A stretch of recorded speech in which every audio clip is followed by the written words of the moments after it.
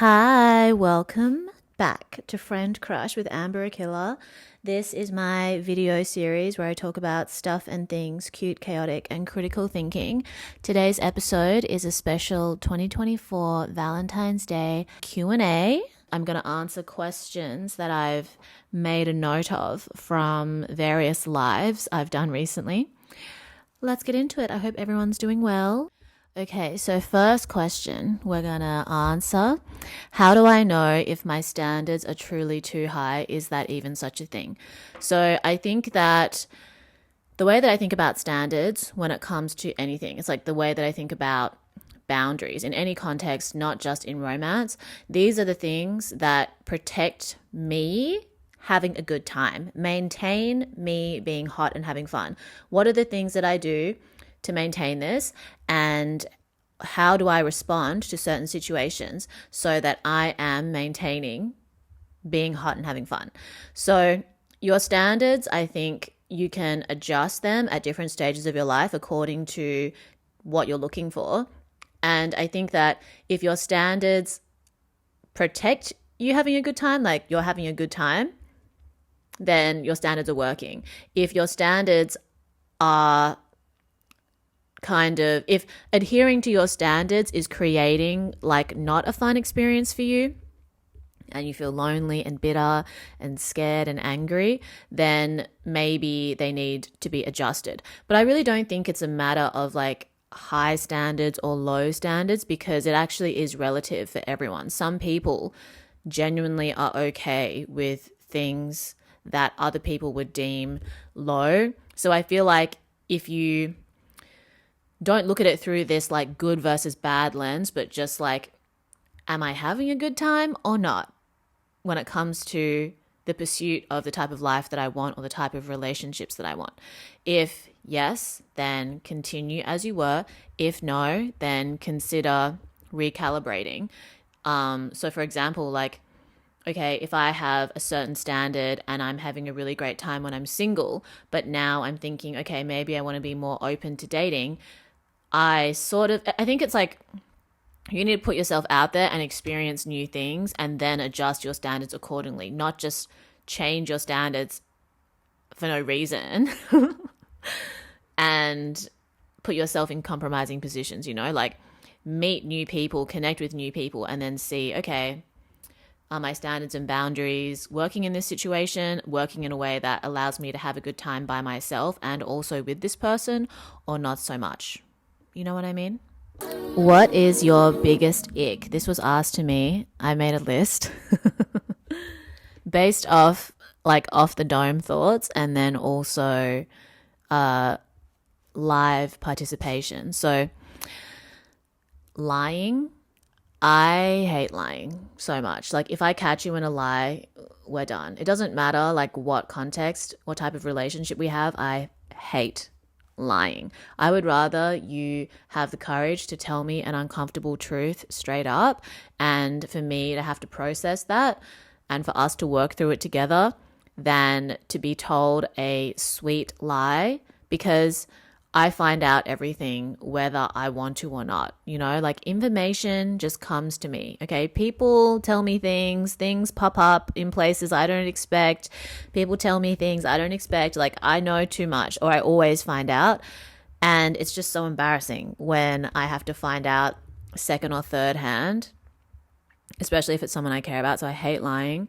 Integrity is so important. Like say what you mean, do what you say. It doesn't mean that you have to follow through on every single thing that you promised if things change, obviously, but personal accountability is so important. Also, ability to self-regulate, emotionally regulate, not making other people responsible for how you feel. You can express how you feel without making it someone else's responsibility to make you feel better or to process that for you. Other people can only support you and soothe you to a degree, but we all have to be responsible for how we feel and how we respond to different stimuli, experiences, circumstances, emotional states. Someone said double standards. Double standards also annoy the shit out of me. Like everyone is contradictory. We are walking contradictions essentially as human beings. But for someone to say, like, okay, you can't do these things, but not realize how they do those things or give themselves a pass to do those things, I hate that, especially when people are like, you're too opinionated. And I'm like, well, did you realize that you just expressed your opinion? I mean, you say a lot of things I don't agree with and you don't see me getting upset about it, but I say things that you don't agree with and I have to stop saying things. Hell no. $8,000 a month, pay for my silence. $80,000 a month, pay for my silence. I will never be silenced. What else?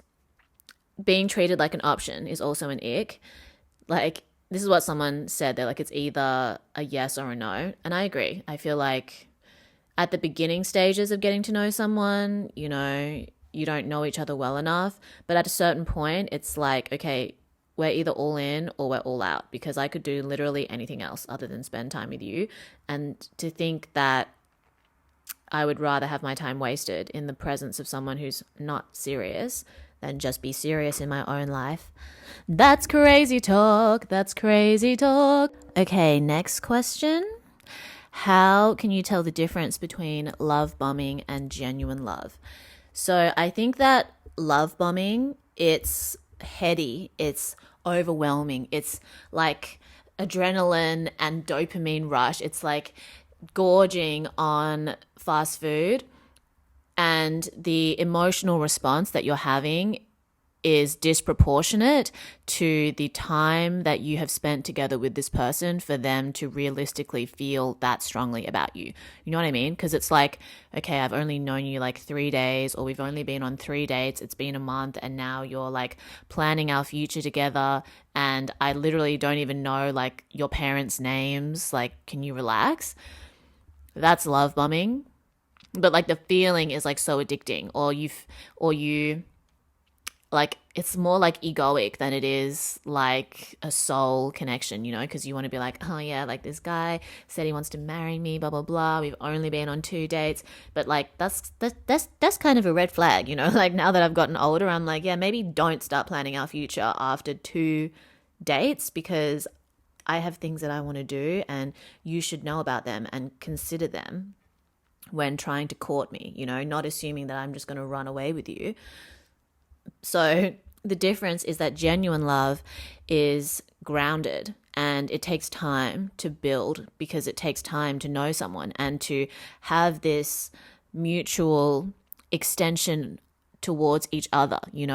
Real love, I think, is not just about like how you feel, it's about your intention and your commitment. And it doesn't just exist in a romantic context. It exists in your friendships, it exists in relationships with your family members, it exists in your working relationships too, because it's not something that only exists in romance. I think being able to neutralize how we understand love is really important. Genuine love, because genuine love requires for you to share and communicate your reality with someone else, for them to be open to understanding and accepting that and supporting that, and vice versa. You need to be open to someone sharing their reality with you and being open and accepting and understanding of that. And sometimes you do that in ways or with people who you might fundamentally disagree with, or you might not feel so loving towards, but it is an act of love to do that for someone, right? So also when you're developing genuine love with someone, there's going to be like a little bit of awkwardness. It's not always going to feel great, because you kind of can write stories in your head, or you have expectations about who someone is or how they're going to be, and maybe they fall short of those expectations. But your genuine love is your commitment to getting to know each other, or connecting to each other, or being together. So it keeps you grounded, right? It doesn't mean you don't have moments where you're like lustful and it's all heady, etc. But ultimately you return to this like grounded state. But when it's love bombing, it's like you're swinging up and down the emotional scale. It's like a high and then it's a low, and it's like you feel like you're being starved of attention when they're not love bombing you. But when it's genuine love, I feel like you can nurture your connection when you're together, and then when you're apart, you still feel connected to them, and you don't feel like you're being starved of something or you're being deprived of something. what is this thumbs up? um, you don't feel like you're being deprived of anything. And yeah, I think that that's the difference between love bombing and genuine love, because if you're getting to know someone that you don't know, there's going to be things that maybe you're not as comfortable with, but because you are committed to getting to know each other and connecting, you will accept those things. So love bombing makes it feel like there's a shortcut across the awkwardness, but there is no shortcut. You will have to get to know the light and dark parts of someone and decide whether or not you're going to commit to that in any context, whether it's romantic or platonic. So it's like thinking that you could just eat McDonald's every day and then not experience any health consequences from that. You've skipped the line of having to like manage your health and your diet, but obviously the consequences come later. Versus if you commit to a healthy, balanced diet, not every day is going to taste as good as McDonald's or whatever your junk food of choice is, but you've committed to having a balanced diet and you work through the discomfort, and ultimately the benefits of that outweigh the discomfort that you experience in that process. And I feel like that's similar to the difference between love bombing and like limerence and cathexis and genuine love. Genuine love should make you feel grounded and safe, not like you're on a roller coaster ride. You know what I mean? Okay, so next song, Girlfriend by Alicia Keys. You know, crazy story. I was like kind of dating this guy, and it was like I could tell that there was distance forming between us. And then this song, I started becoming really obsessed with it, and I was like, I bet there's like some other girl that he's not telling me about. And then when we did eventually properly speak, of course there was. The universe is sending you signs. The universe is always sending you signals. You just gotta pay attention, right? So like in this situation, I was like, okay, there's definitely something up. I'm not really invested in this anymore anyway. I think we definitely need to have a discussion about this. And sure enough, we did. I wasn't jealous of the new girl at all. But this does bring me to a new question. In fact, I thought that he was more compatible with her than with me anyway, so it was fine. Our time had come to an end. But I did have a question that was, why do women compare themselves to the next girl that someone dates? I mean, I think that this is human nature, not necessarily gender exclusive. One thing is if you are the person that's been broken up with and you don't feel like you have closure, I feel like maybe in those cases, people think that, okay, maybe if they can understand or know more about the person that they're seeing now that they feel replaced by, that can give them more insight or closure into the person that broke up with them. But I think it's more about radical acceptance in that case. Next question. Dealing with someone who's confused about what they want. I had someone also ask in a live, like they were talking to someone at the moment, and they are talking to someone at the moment, and they said that the guy was like, yeah, I'm also talking to this other girl, blah, blah, blah. Like, what should she do? And for me, because one of my icks is not being taken seriously or being an option, I would just say, yeah, I'm talking to other guys too. Let's just see what happens, you know? Don't make yourself too available to someone who thinks that you should just be waiting around for him. You know what I mean? It's like, oh, let me decide between all these options that I have. Well, you have options too, which include being hot and having fun, solo or with some other guy, until this guy gets his shit together, you know? Like, I don't know. I just find it difficult to like someone or invest in someone who is not making like genuine efforts and attempts towards me, you know, if that's the type of place that I'm in. You know, for example, like someone said, why do men want to be chased now? I'm like, because they're in their princess era. And also I feel like guys who want to be chased by women, there's some like underlying self-esteem, identity, masculinity issue there. And I'm not advocating for toxic masculine ideas. I'm just saying that men who feel confident in themselves relative to the girl that they're interested in, they don't need to be chased by that girl. You know what I mean? Like whether it's a chemical thing, the testosterone, or like a conditioning thing. I just don't think that men want to be chased. Men that are in a healthy headspace, I don't think they want to be chased. I think they want to feel like they are initiating, but this is, and like, then there was like a guy who was saying, well, I don't like these masculine ideas, and I want there to be mutual interest. Yeah, that's different to being chased by a woman, okay? A woman being able to indicate that she's interested in you when you're interested in her is fundamentally different to a chasing dynamic, okay?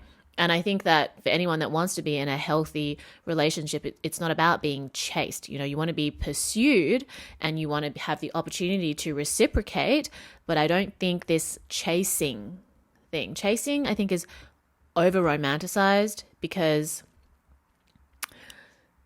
like, what happened to consent, you know? I think it's weird to want to have to like overly prove yourself to somebody too. So to me, it's more about initiating and about reciprocal effort and interest. If you are interested in someone who is not reciprocating, then find another someone, you know? Or just do anything else so that you can actually assess whether this person adds value to your life or not. Like, do you have a better time with them, or have you just imagined a better time with them in your mind because you're bored in other areas of your life? You know, once you've entertained yourself and you feel like a sense of accomplishment by participating in your hobbies, by being present in your other relationships and in your work, then you can have more clarity around whether being romantically involved with someone or romantically investing in a relationship is actually bettering your life or worsening it. Any advice on how to stop gaslighting yourself only to realize later you were right? Very important to have self-care, grounding practices, I feel, as you get older. Maybe some people can just emotionally regulate without doing any of these things, but I think that it's pretty difficult to manage living in this kind of modern society without having at least a meditation or like an exercise or like a walking routine or something. So for me, it's like thought dumping, journaling, writing positive self-affirmations, exercising. All of these things I think help me to ground myself so that I'm more aware of like the little signals and the intuitive, hints that I might get. So if I was dating someone new or entering any new situation, I would like record how I'm feeling and what I'm thinking and making a note of anything that stands out. I don't journal with the intention or the assumption that I'm going to read it ever again, but having a record helps. And I think like when you know how to be alone and comfortable and happy in your own company, then it's much easier to be aware of how you feel around other people and whether that is something, whether you're feeling insecure because of you or because they are triggering some kind of insecurity, or it's just not the vibe that you want, right? Like when we look at that high and low vibes, like spectrum thing that I drew, when you have maintained your vibes, other vibes relative to you being hot and having fun become much clearer, especially when they're not in alignment. And then also just being self-compassionate, realizing and knowing that sometimes you're just going to have to make mistakes and you're going to have to learn the hard way. sometimes it's not a flop or a slay, it's just a lesson. And there are so many things that you just wouldn't know unless you learnt the hard way. And being self-compassionate, accepting and forgiving your former self, recognizing that you just did what you could with the information that you had, and now being aware of that, you have the privilege of new information that you can take into your next experience. You don't want to make the same mistake twice. Even if you did, you would still be self-compassionate. Live, laugh, love, and slay. What do you think about men who romanticize hyper-independent women? I think that those men are just little boys. Romanticizing hyper-independent women is just being lazy, you know? Nothing, oh my God, another ick, when a guy who I like barely even know is future faking or whatever, like, you know, in the future, if we had kids, like, you could keep working and I would be happy to like stay home and look after the baby. Like, bruh, slow your roll. Secondly, what makes you think I want to have your baby? Thirdly, what makes you think I want to work? I work out of necessity, not out of like this innate desire. Fourthly, what makes you think I want to financially support you? Fifthly, what makes you think that I'd trust you with my baby, or that I even think that you're father material, or that you've demonstrated any traits that indicate that I should trust you with children, let alone my child?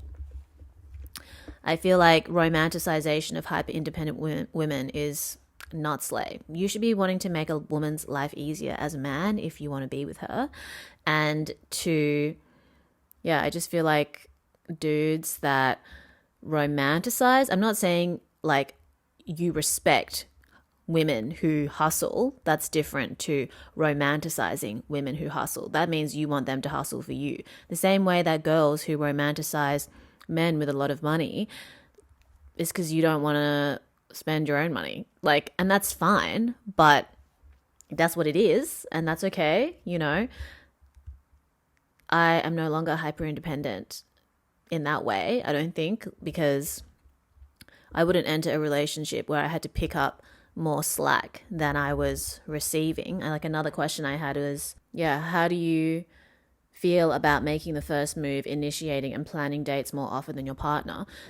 Why would I date a man if I have to put in all the effort to maintain the relationship? It should be a even split or mutual agreement as to how this is going to work.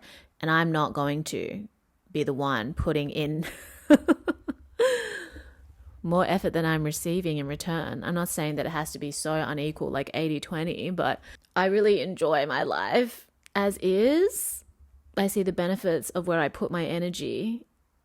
What are the benefits of putting your energy in a relationship that's not reciprocated, where the energy is not reciprocated? Not what's the point of a relationship in general, or what's the point of putting energy into a relationship, but what is the point of putting energy into something where you're being taken for granted? That doesn't fly in any situation, friendship, work, or romance, in my opinion. Final question of this love, lust, and loathing Q&A. What are your thoughts on the line between forgiveness and settling? So forgiveness is, okay, I accept what has happened. I accept the apology and I'm ready to move on. And I'm not going to bring this up anymore. We're starting a new chapter and we're moving from this. I'm not going to weaponize what's happened against you. Okay? Settling is, all right, I'm going to pretend that I'm okay with everything because, you know, I can't accept what happened, but I'm not willing to lose this person or whatever. And I will weaponize this against you in the future at some point. You know, obviously that's not what's said, but that's kind of the intention of settling, you know, like, okay, I can't accept what happened. I can't forgive you, but this is going to affect everything from now on, you know? That's why I don't believe in forgive and forget. I forgive my former self for not knowing better. But whether I forgive another person or not is neither here nor there, in my opinion. Like, to me, I find it very difficult to see past disrespect and just any, like, being taken for granted or not being considered with the consideration that I give someone else. To me, it's not worth forgiving and forgetting. It's not worth settling either. It's just goodbye. Because I can't guarantee that I wouldn't let the way that someone mistreated me affect the way that I saw them moving forward, you know? So yeah, I personally don't believe in forgive and forget because I'm very intentional with my friendships and my relationships. And if that isn't reciprocated and respected, then I don't see the point in continuing. Like, if people demonstrate that they don't get it or they don't appreciate it or they can't show grace towards that in such an egregious way that I have to stop communicating with them, cut them off, I don't think there's any way to go back from that, because that really, to me, just exposes an underlying incompatibility that you weren't conscious of or you weren't ready to be conscious of until that point. Because in other relationships or friendships, it's like, yeah, there's conflict, there's disagreement, but we move on. We don't need for it to come to a head. We don't need to disrespect each other in recognizing and accepting each other's differences. That's the difference between people that can emotionally regulate and have self-awareness and people who are still working on it. And you can really only support someone so much if they're not able to meet you at your level of self-awareness, or at least make genuine attempts to, in my opinion. So yeah, forgiveness is you're ready to move on, I guess, whether with that person or without, you know.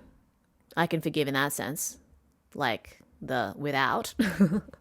And then settling is you don't forgive, you can't let go.